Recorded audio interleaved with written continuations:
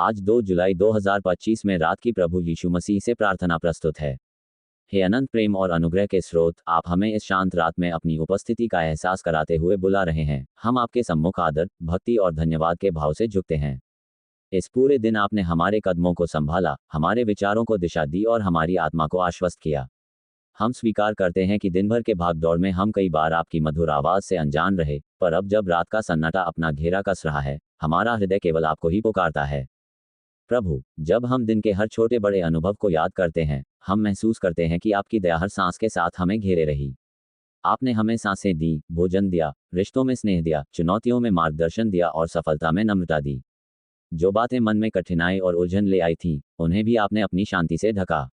हम आपको धन्यवाद देते हैं कि आपने हमें टूटने नहीं दिया, बल्कि हर कठिन मोड़ पर भीतर से सशक्त किया।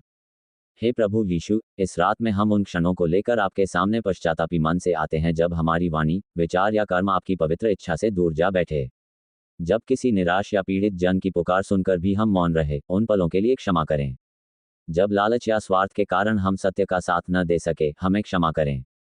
जब हमने किसी पर रूखाई दिखाई या अनजाने में किसी का दिल दुखाया, उन खरोंचों पर आप अपनी मरहम रखिए और हमें विनम्रता सिखाए।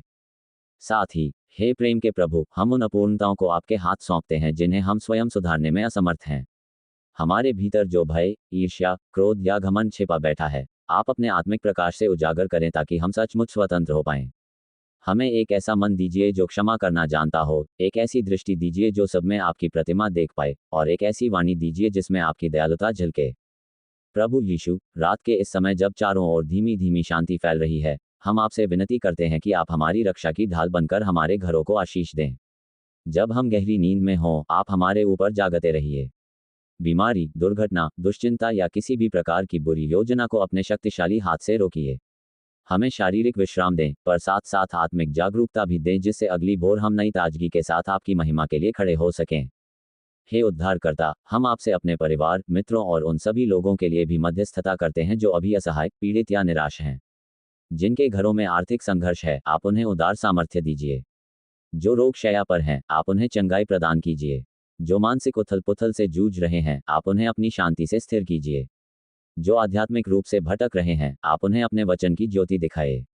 हमारे छोटे बड़े समुदायों में आप एकता और स्नेह बढ़ाइए ताकि कोई भी व्यक्ति अकेला अनुभव न करे।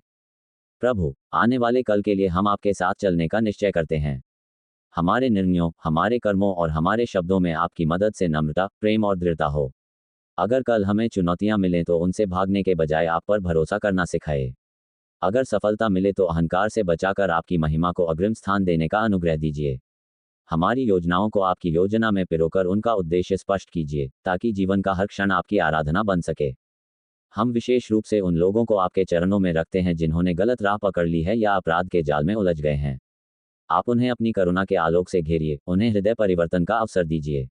राष्ट्रों के नेताओं पर आप दया की दृष्टि रखिए, उन्हें न्यायप्रियता और दीन दुखियों के प्रति संवेदना दीजिए।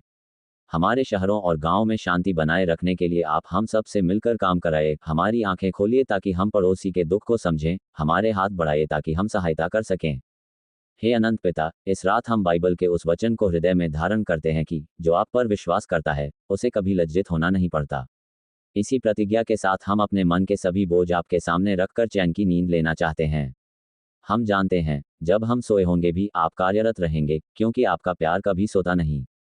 हमारी आत्मा को अपने पवित्र आत्मा से ताज़ा करें ताकि सुबह उठकर हम फिर से प्रेरित, प्रफुल्लित और कृतज्ञ रहें।